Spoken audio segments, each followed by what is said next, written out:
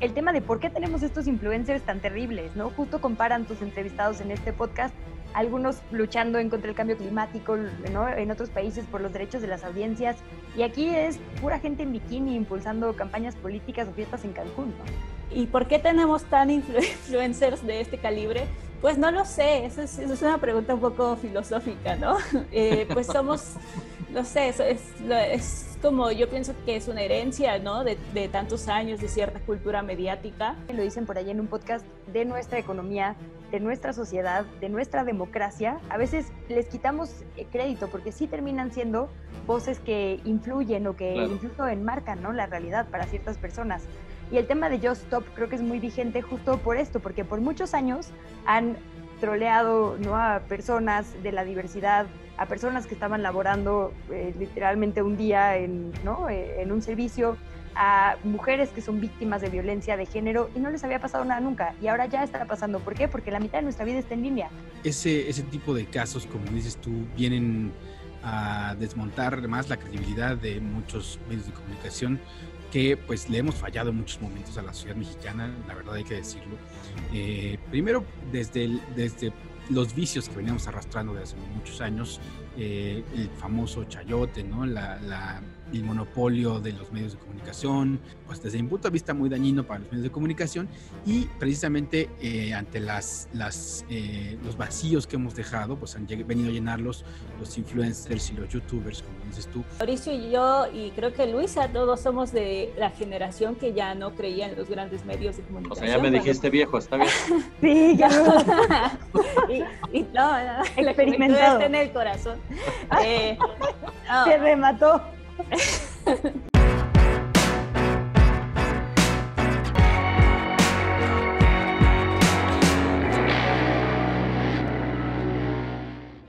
¿Qué tal? ¿Cómo están, amigos de Revelaciones? Como siempre es un gusto, es un placer que nos acompañen precisamente en este espacio de análisis, de reflexión de la octava digital. Y este día, por supuesto que estamos de manteles largos.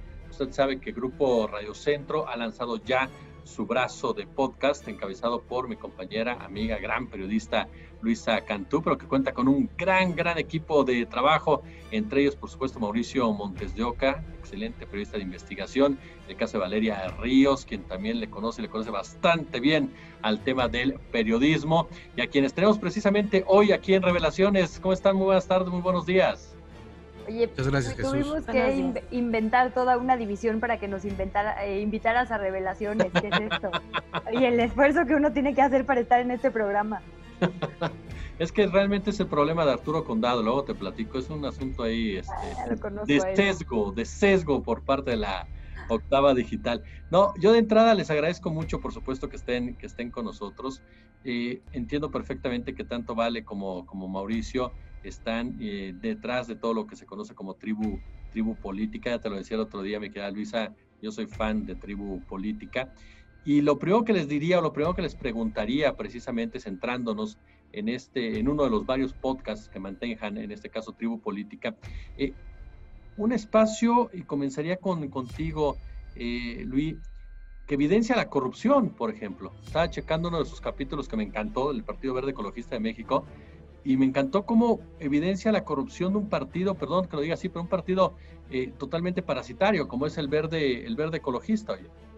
Sí, justo para eso sirve este producto de podcast, Jesús.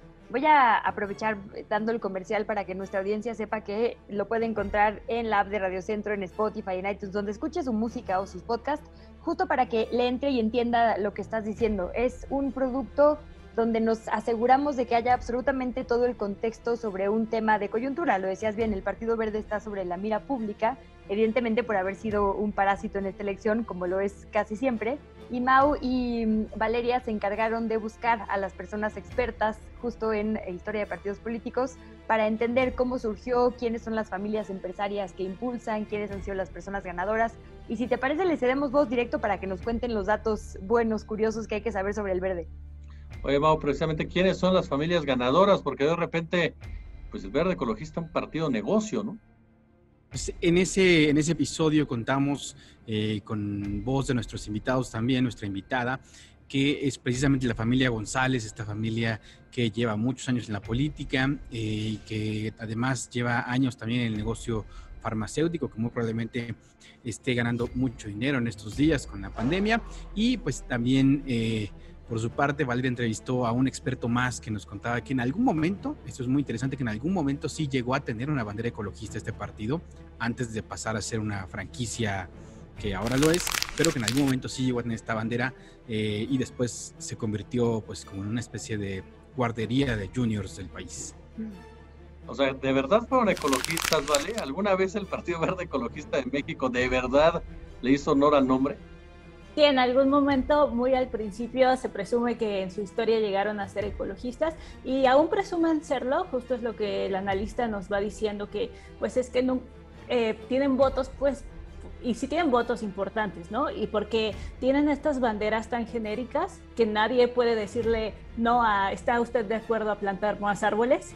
Entonces usan este discurso ecologista justamente para capitalizar votos que después van a ser muy relevantes para ganar en una elección o ayudarle a ganar a sus aliados, porque siempre sabemos que siempre van en coalición o en alianza.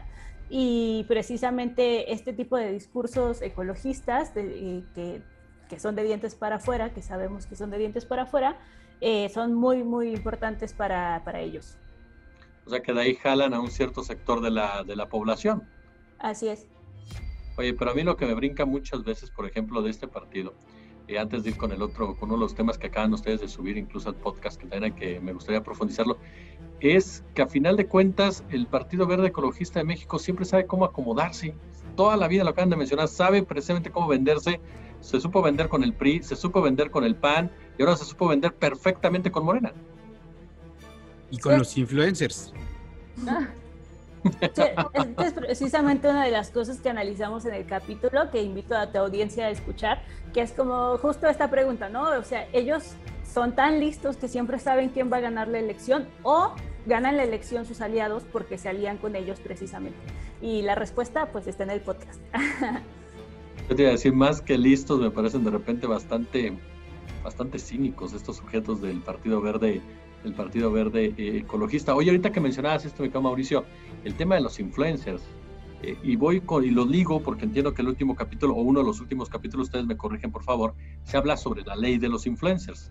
Y aquí lo que me brinca es, el Partido Verde sistemáticamente está violando la ley. Me queda claro, ya lo hizo anteriormente con deportistas, ahora lo hace con influencers.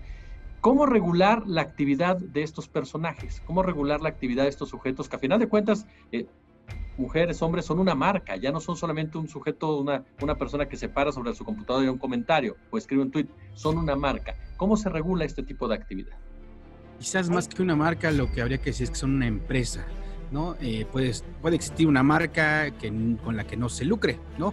Pero claro, en este caso es una empresa que lucra, que obtiene ganancias, que invierte, que genera facturas, que tiene un folio fiscal. Es decir, esta discusión es muy parecida a la discusión que se vivió en el Consejo General del INE con la multa contra Mariana Rodríguez, empresaria, influencer y también pareja de Samuel García, gobernador electo de Nuevo León. Lo que se decía en ese momento es, pues es válido que una cónyuge apoye a su cónyuge, valga la redundancia, durante un proceso electoral, pero los argumentos vertidos por aquellos consejeras que votaron a favor es, ella no es solo una cónyuge, ¿no? Ella tiene una actividad comercial que es la vida en internet, que son las historias, que son las publicaciones, es la actividad que mayores ingresos le genera y a su vez es la actividad con la que apoyó a su cónyuge en este caso. Y pasando al tema del Partido Verde, pues sí, aún existe un vacío muy grande en la ley sobre qué podría hacerse, qué no podría hacerse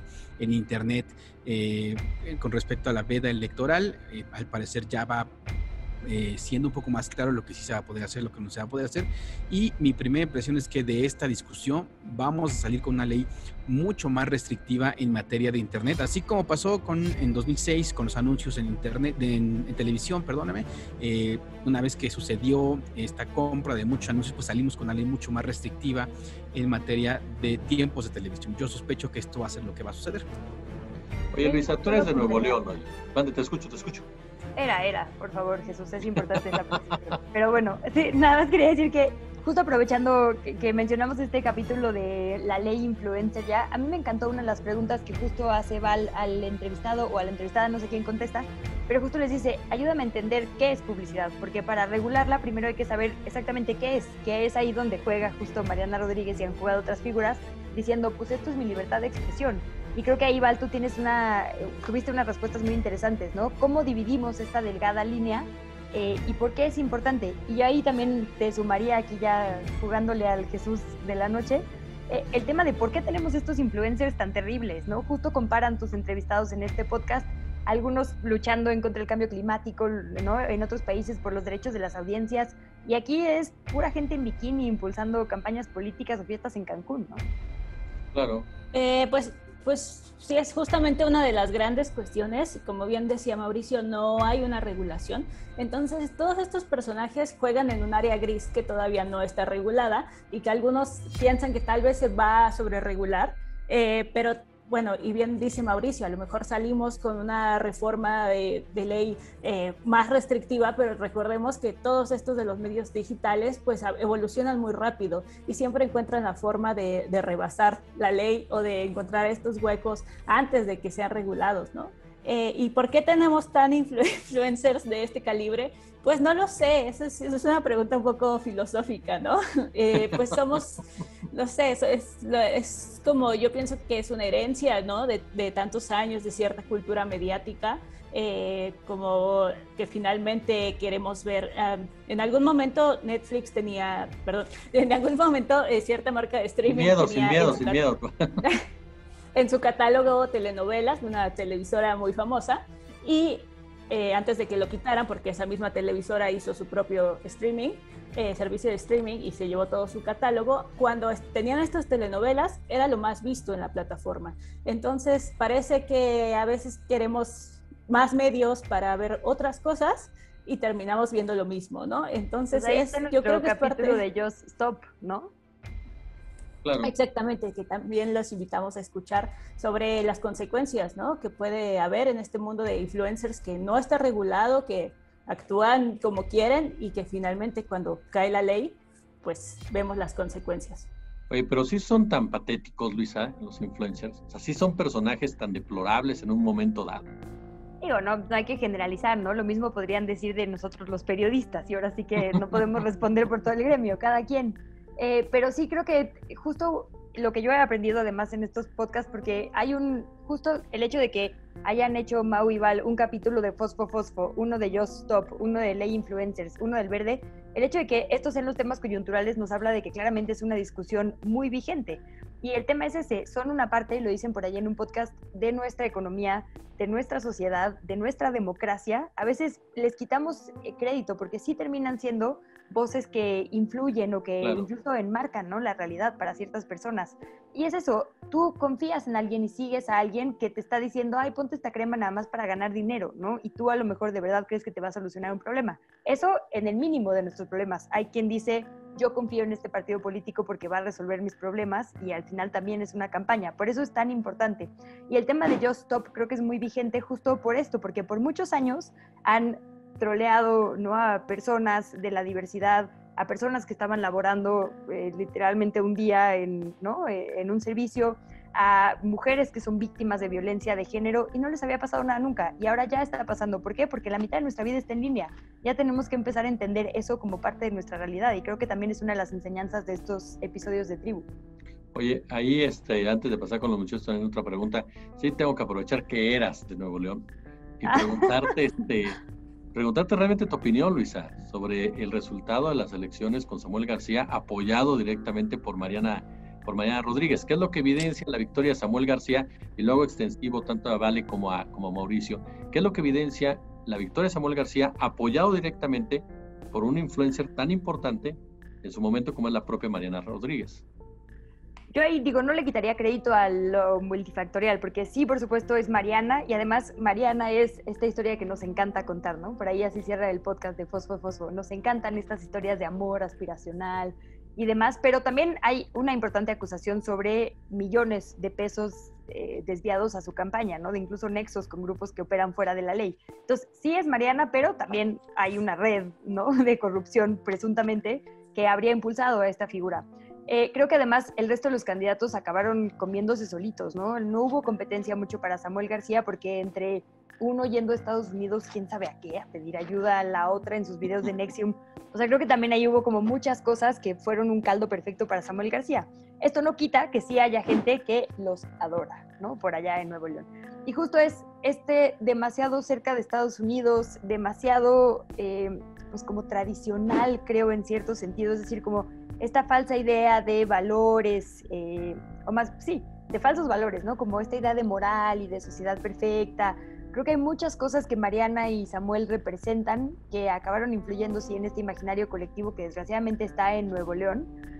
No en todo Nuevo León, también eso hay que decirlo, ¿no? Como que a veces pensamos que solo los sectores fresas de Monterrey son Nuevo León, y la verdad es que no es así. En el resto se opera como se opera en el resto de los lugares donde se moviliza para el voto, ¿no? También no podemos obviar esta parte. Y Movimiento Ciudadano le apostó específicamente a Guadalajara, le apostó específicamente a Monterrey, a Jalisco y a Nuevo León. Y ahí, ojo, porque también, y lo dicen, perdón, yo aquí, es que sí he aprendido mucho en Tribu Política, no es ninguna casualidad que le estén apostando a las capitales económicas en este partido, y hay que tener mucho ojo rumbo al 2024, porque tampoco es ganar cualquier cosa, ¿no? Yendo con el joven periodista de investigación, estas redes precisamente detrás de Mariana Rodríguez, de Samuel, ¿qué fue lo que encontraron ahí, mi querido Mauricio? Pues yo suscribiría lo que dice Luisa con respecto a que los otros candidatos y específicamente la candidata que inició como puntera en las encuestas en Nuevo León, pues simplemente terminó yéndose al cuarto lugar gracias a sus errores, ¿no? Gracias a mentiras, gracias a nexos con una secta que abusa de las mujeres, que además hay que decir no es la única integrante de nuestra clase política que tiene esa relación con NXIVM, sobre todo las relaciones comerciales. Y para mí algo que me llama mucho la atención es que, pues, aunque ya Nuevo León ha tenido su historia de gobernadores, digamos, singulares, tanto con Samuel García como con el Bronco, pues una cosa que me llama mucho la atención es que además los votantes no entregaron todos sus sufragios a un mismo partido, es decir, a pesar de que el Bronco ganó como independiente, el PRI terminó dominando el Congreso, y a pesar de que hoy gane una especie de outsider del sistema político de Nuevo León, los partidos tradicionales seguirán teniendo el Congreso, así que se verá obligado este personaje a negociar. Y ya yo creo que ya ha empezado su negociación. Ya tenemos ahí una declaración del presidente López Obrador acerca de la multa por Mariana Rodríguez. Él afirma que es una multa más motivada por la política que por la ley. Esto después de haberse encontrado con él en Palacio Nacional. Es decir, yo creo que ya está defendiendo a Samuel, ¿no? Hay una apuesta ahí importante de Samuel García de extenderse hacia la política nacional. Oye, vale, a final de cuentas, te voy a poner la pregunta clave del millón. ¿Qué gana México de verdad? Y ahí viene un punto que acaba de tocar muy bien Mauricio.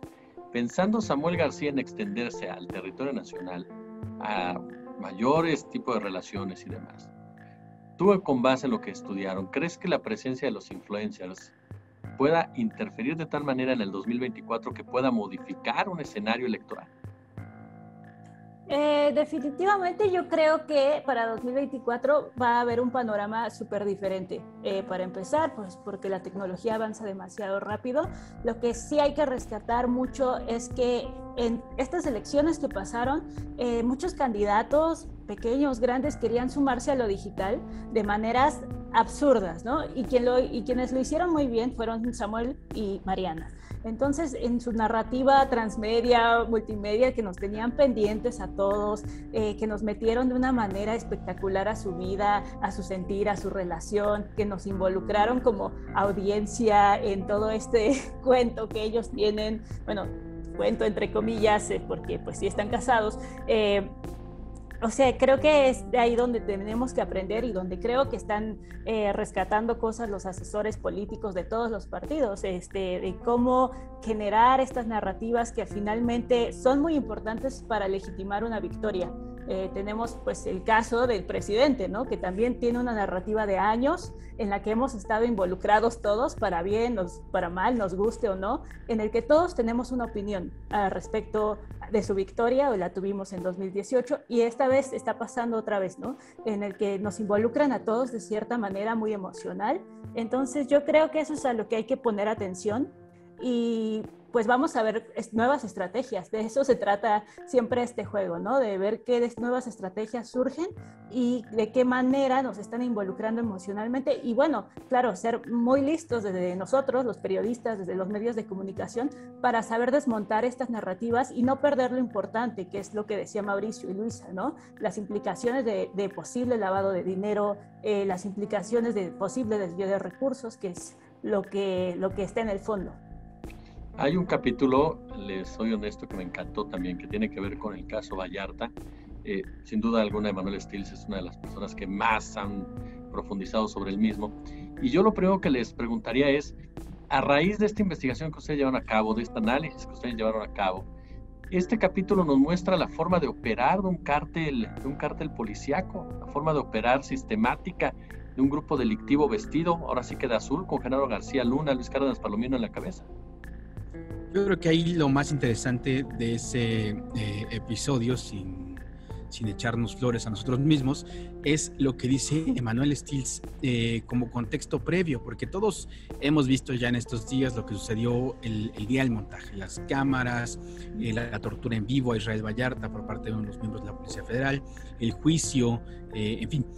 Pero esto tiene un contexto previo, y el contexto previo que nos da Emanuel Stills es que en esos días antes de la detención de Israel Vallarta y de Cassel hubo conocimiento en la prensa de varios implicados de la Policía Federal, de las Fuerzas Federales que en ese momento encabezaba García Luna a través de la Agencia Federal de Investigaciones con el cártel de Sinaloa. Hubo evidencia muy contundente en la prensa de esto, y a raíz de ese, digamos, de ese hecho, de ese conocimiento público que se toma en la prensa, de los nexos entre un cártel y el otro cártel, como dices tú, Jesús, es que se comienzan a hacer estas estrategias, porque recordemos que lo de Israel Vallarta no fue lo único. Ahí está también el presunto rescate del exdirector técnico del Cruz Azul, ¿no? De Romano.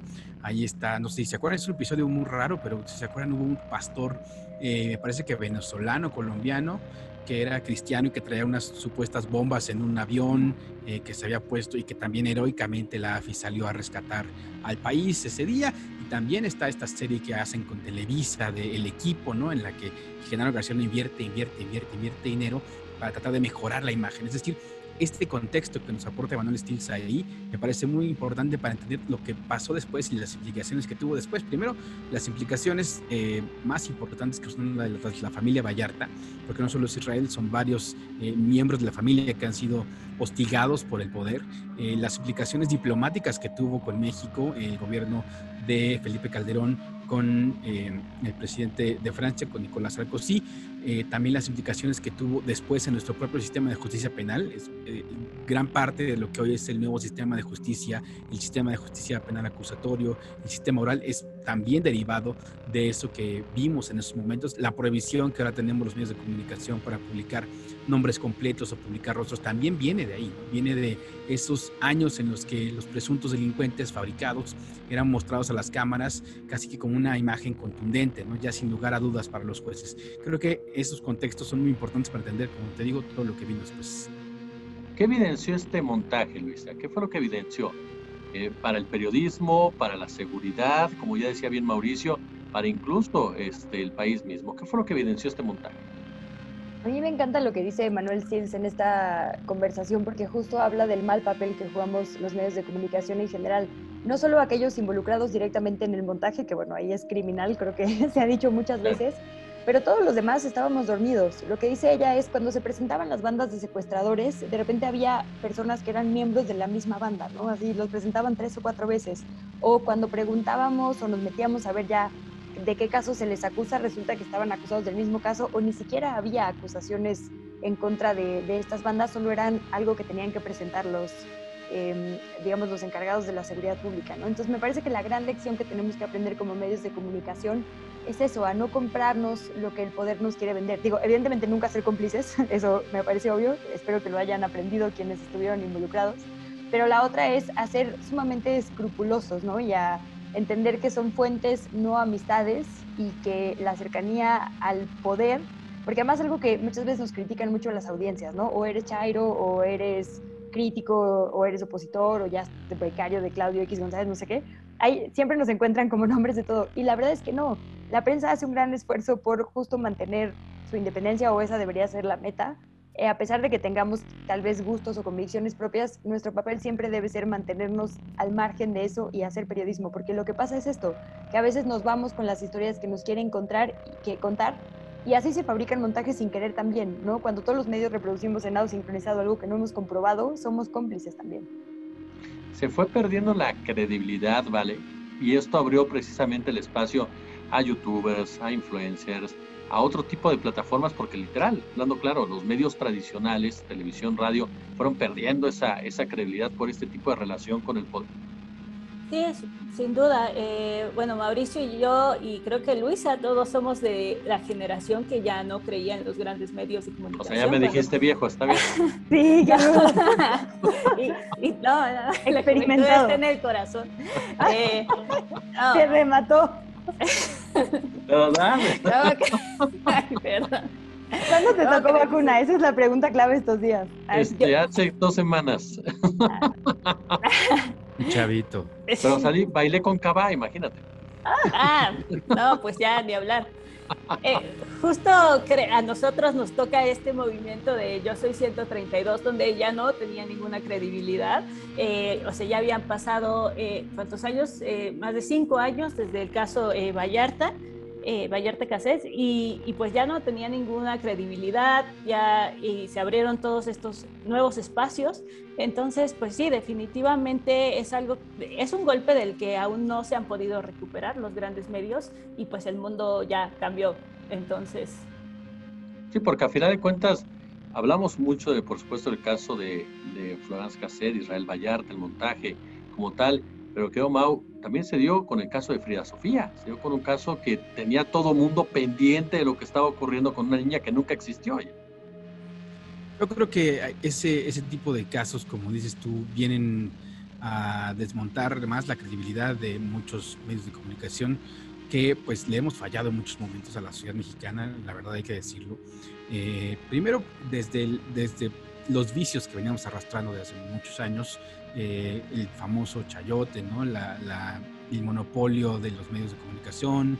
Después ya hubo una reforma en telecomunicaciones en la que supuestamente hay alguna competencia, pero ahora pues muchos medios de comunicación no han sabido responder a los nuevos retos que plantea, por ejemplo, la llegada de este gobierno, un gobierno en el que todos los días tiene una conferencia matutina y que básicamente marca la pauta, y que parece que si uno no habla de lo que está diciendo el presidente, parece que no está hablando de nada, no está hablando de nada de lo que sucedió, porque ese modelo de concentración en la información es, pues desde mi punto de vista, muy dañino para los medios de comunicación, y precisamente ante los vacíos que hemos dejado, pues han venido a llenarlos los influencers y los youtubers, como dices tú, y pues tampoco es un fenómeno nuevo, ¿no? Ahí tenemos ya el caso de Trump, que se adelantó un poco a esto, los youtubers de derecha, ¿no? Los podcasters, hay que decirlo por ahí también, de la derecha, que en su sótano con un micrófono incitaban al odio.